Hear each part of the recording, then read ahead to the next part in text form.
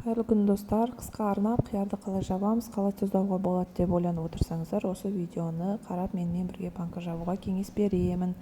Менің анамның өзінің бірнеше жылдар бойы қолданып келе жатқан әдісі, рецепті, сондықтан осы барлығы түсінікті болады деген ойдамын.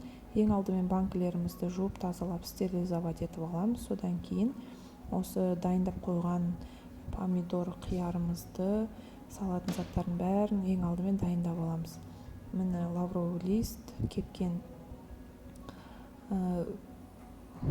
укроп, чеснок, тәтті бұрыш және қосымша шиенің, смородина, қарақаттың жапырақтарын қоссаңыздар да болады. Ең алдымен осылай бірінші қиярдарды салып аламыз. Бос орын қалмайтындай әрбір жеріне қолмен ыңғайлап қойып аламыз қиярдың бәрін. Видеоның соңына дейін көрсеңіздер, барлығы да түсінікті болады. Келесі, міне қызанақ помидорларымызды саламыз. Міне көрсетілген видеодағыдай 2 литрлік банкіге салынатын заттары 3 литрлік банкіге жапсаңыз, 1 есе қосып салатын боласыз.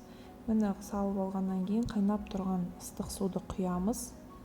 Құйып, банкінің крышкасын жауып қойып қоямыз су суығанға дейін.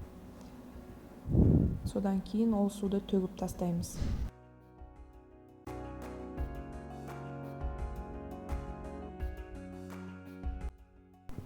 Мінекей енді қайнап тұрған ыстық суымызды банкіге құйып болған соң, бетін крышкамен жауып, 10-15-20 минутқа қойып қоямыз. Содан кейін суы салқындап суығаннан кейін төгіп тастаймыз да. Келесі салатын заттарымызды салып, қайтадан қайнаған су құятын боламыз. Ең алдымен міне 2 литрлік банкіге 1-2 таблетка аспирин міндетті түрде саламыз.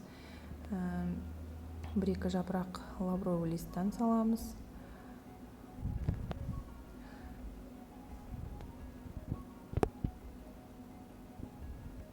Содан соң дәміне қарай базилик қосып жасап көрейік деп шештік осы жолы. Келесі қара бұрыштан горошек 10-15 шақты штуктан салатын боламыз. Содан кейін міне ас қасықты аз толтырмай 2 ас қасық тұз, 1 ас қасық қант саламыз.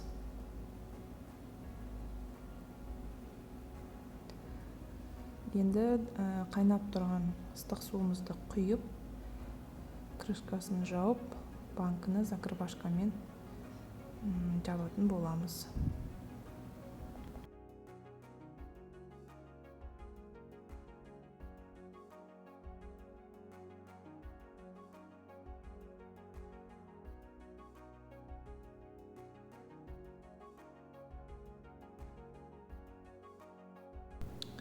Болды, келесі енді банкіні жақсылап жабамыз закрывашкамен. Міне ары-бері айналдырып, ішіндегі қанты, тұзы еріген күтеміз де. Содан кейін төңкеріп қоямыз банкіні.